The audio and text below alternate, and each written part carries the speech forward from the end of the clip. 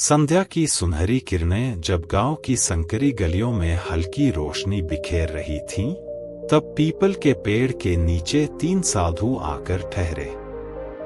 उनके चेहरे पर तेज था, आंखों में अनकही कहानियां। गांव के लोग उन्हें कौतूहल से देखने लगे। उसी गांव में एक हवेली थी।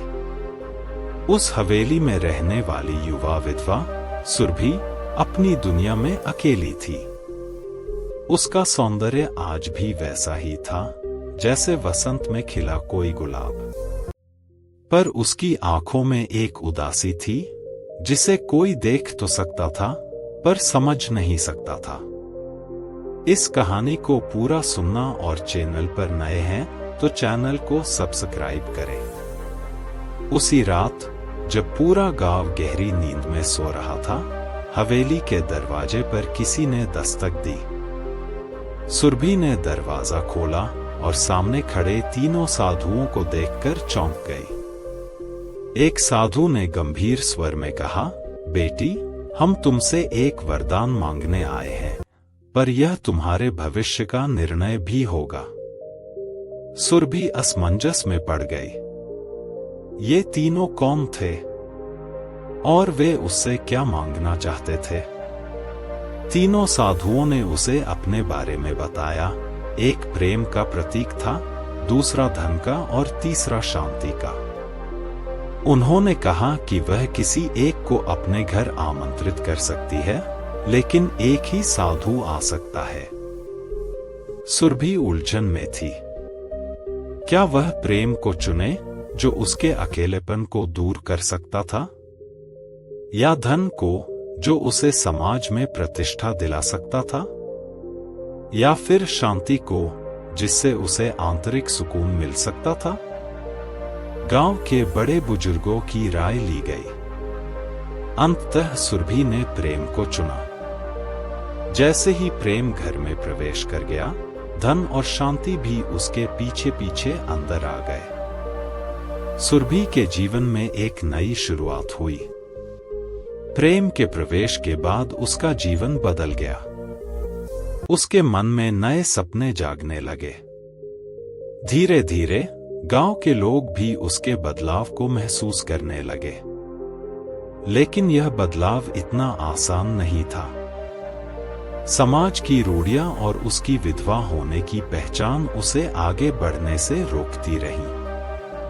कई बार उसे अपमान सहना पड़ा, लेकिन प्रेम की शक्ति ने उसे मजबूत बनाए रखा। एक दिन गांव में एक बड़ा समारोह हुआ जिसमें राजा भी शामिल हुए। सुरभि की समझदारी और उसकी कहानी ने राजा को प्रभावित किया और उन्होंने उसे अपने महल में आमंत्रित किया।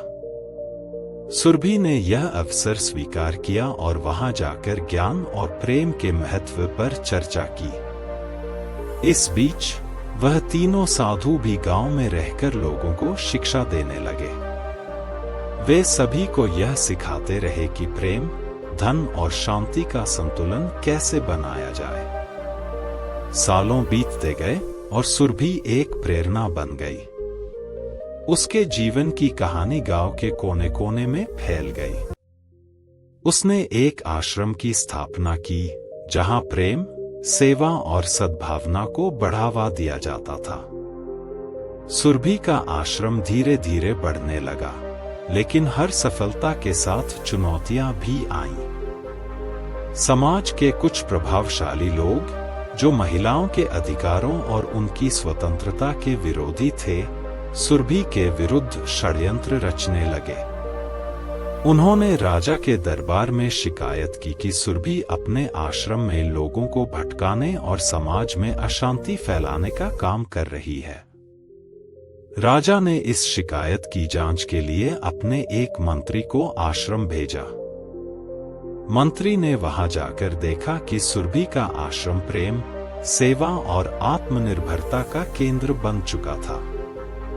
वहां रहने वाले लोग न केवल प्रेम का महत्व समझते थे, बल्कि वे आर्थिक रूप से भी आत्मनिर्भर बन रहे थे। महिलाओं को शिक्षा दी जा रही थी और उन्हें अपने पैरों पर खड़े होने का साहस मिल रहा था।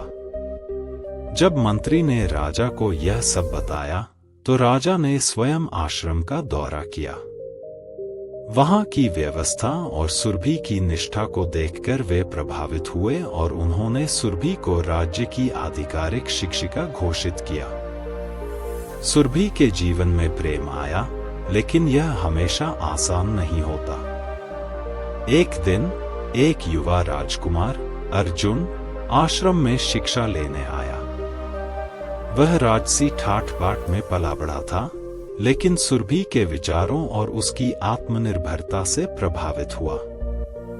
धीरे धीरे अर्जुन और सुरभि के बीच एक अनकहा रिश्ता पनपने लगा। अर्जुन को सुरभि से प्रेम हो गया, लेकिन समाज की बाधाएं उनके प्रेम के आड़े आने लगी।